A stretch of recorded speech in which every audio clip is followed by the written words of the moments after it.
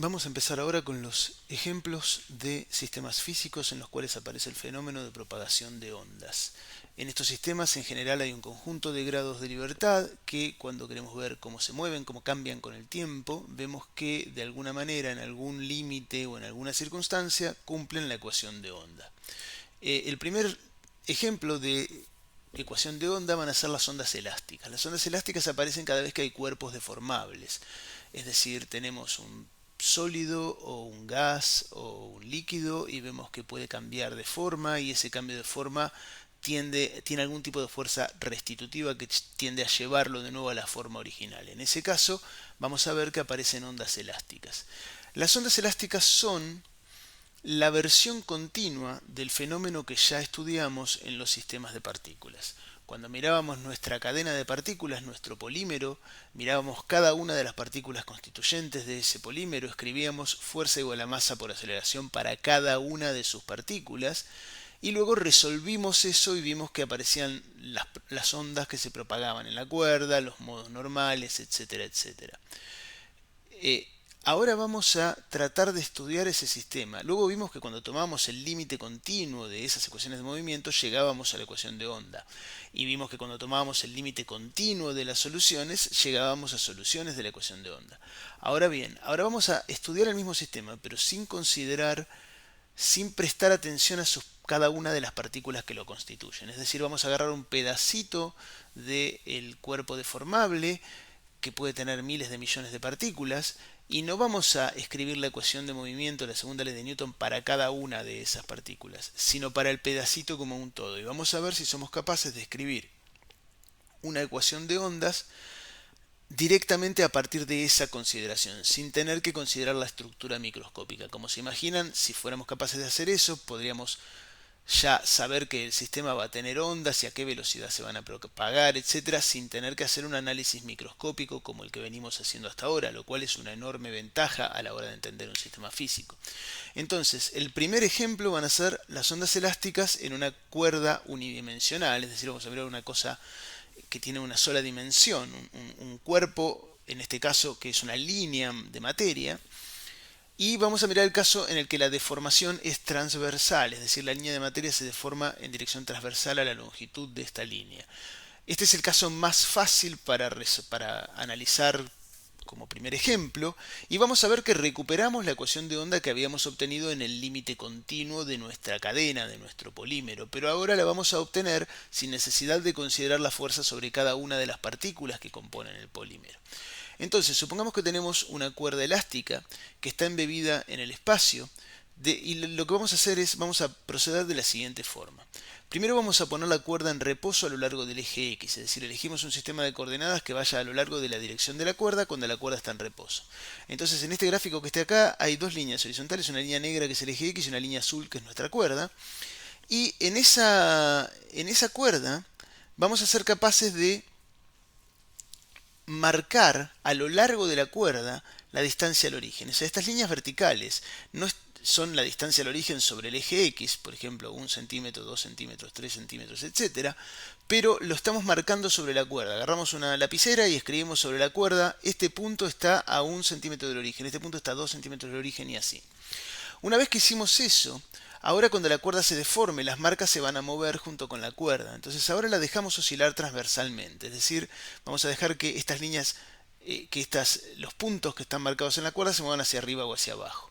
Entonces lo que vamos a ver es que ahora las marcas que teníamos en la cuerda van a estar en la misma posición en X, pero van a estar más arriba o más abajo.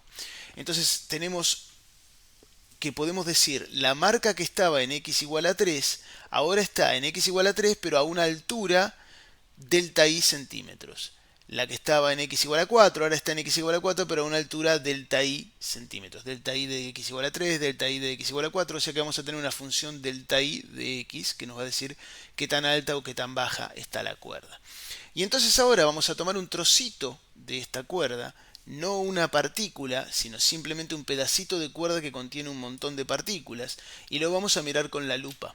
Si hacemos eso, el pedacito de cuerda es este que está acá. es un pedacito que decimos que tiene longitud delta L, este pedacito naranja, o sea que desde aquí hasta aquí hay delta L. Y lo que vamos a hacer es escribir las ecuaciones de movimiento para este pedacito de cuerda. Este pedacito está a una cierta altura delta I, va a tener un delta I en este extremo, que lo llamamos delta I de X, y un delta I en este extremo, que lo llamamos delta I en X más delta L. Entonces lo que tenemos que hacer es escribir las fuerzas, que la única fuerza que está actuando sobre esto es la tensión de la cuerda. Vamos a suponer que no hay gravedad, podríamos agregar la gravedad y la cuenta se puede hacer igual, pero vamos a suponer que no hay gravedad para simplificar la cuenta.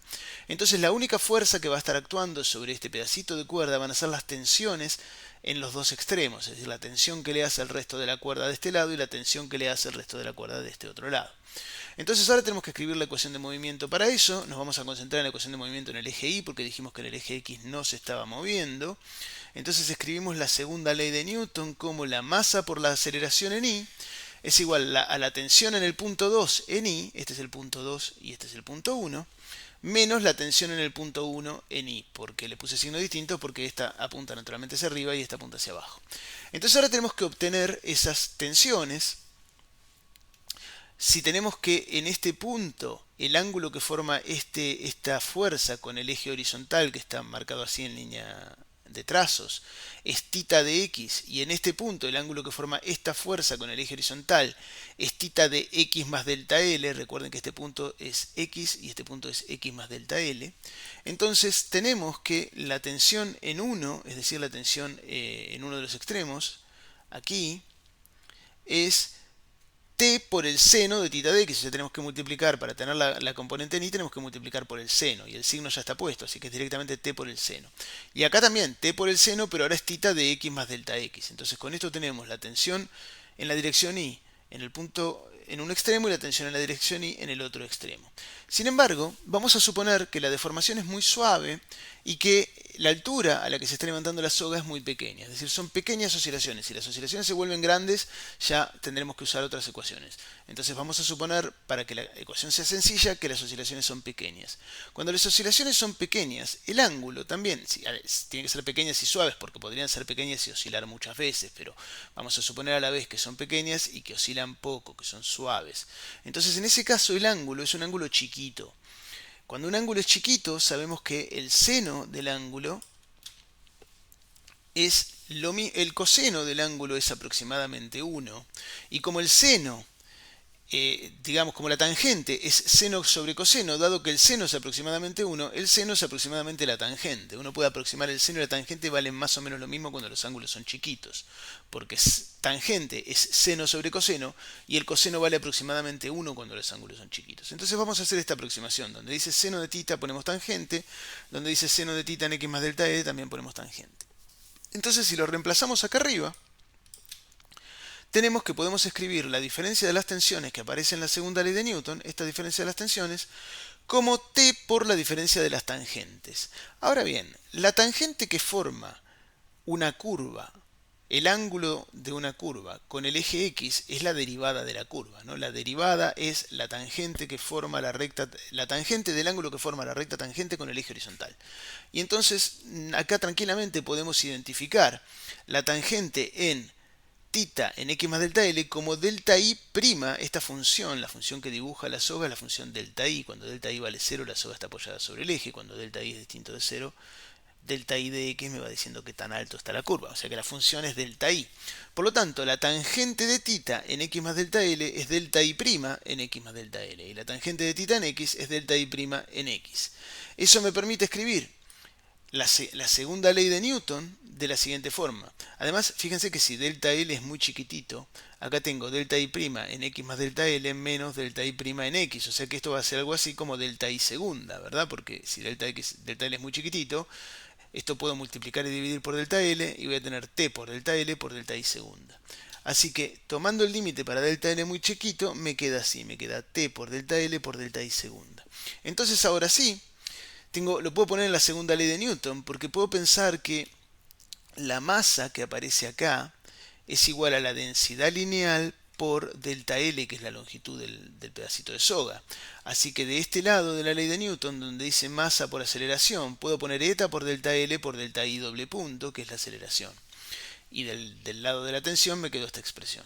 Entonces fíjense que tengo esto, puedo cancelar los delta L's y me quedó una ecuación de onda porque tengo delta I segunda y delta I doble punto. Y la ecuación de onda me quedó, ahora escrita en la otra notación para las derivadas, derivada temporal segunda de delta I menos C cuadrado derivada temporal en X de delta I, donde C cuadrado es la tensión sobre eta. Entonces acabamos de descubrir que una cuerda elástica va a satisfacer una ecuación de onda donde su velocidad es la raíz de la tensión dividido la densidad lineal de materia. Fíjense que toda esta cuenta la hicimos sin analizar lo que pasa a cada una de las partículas constitutivas de este pedacito, que es lo que habíamos hecho cuando hablábamos de la cadena, analizábamos lo que le pasaba a cada partícula. Acá fuimos capaces de recuperar la ecuación de onda, que es la misma ecuación de onda que teníamos antes, cuando uno reidentifica esta tensión como K por la distancia y qué sé yo, va a llegar a la conclusión de que esto es lo mismo que antes iota sobre eta. Pero ahora lo tenemos, no me acuerdo en el caso de la onda transversal, no era iota sobre eta, era un poquito distinto, pero no importa. El punto es que es la misma velocidad que teníamos antes. Este tipo de construcción es el tipo de construcción que vamos a hacer para identificar ecuaciones de onda. ¿Qué quiere decir esto? Que no vamos a estar mirando cosas microscópicas y después tomar un límite continuo, sino que vamos a estar mirando directamente cuestiones continuas, y en esas cuestiones continuas vamos a escribir cosas que nos van a terminar tomando la forma de una ecuación de onda y vamos a identificar la velocidad. De toda esta construcción, ustedes se preguntarán, ¿para qué hiciste la construcción si ya sabíamos que una onda transversal en una soga cumple la ecuación de onda? Porque lo habíamos visto cuando vimos lo que pasaba con cada una de las partículas constitutivas. ¿Qué necesidad hay de reproducir ahora el cálculo sin mirar las partículas constitutivas? La necesidad es que yo ahora obtuve la velocidad de la onda en términos de parámetros puramente macroscópicos como estos. Ahora bien, este tipo de construcción vamos a ser capaces de generalizarla, de mirar objetos macroscópicos y de escribir una ecuación de onda y de leer de la ecuación cuál es la velocidad de la onda.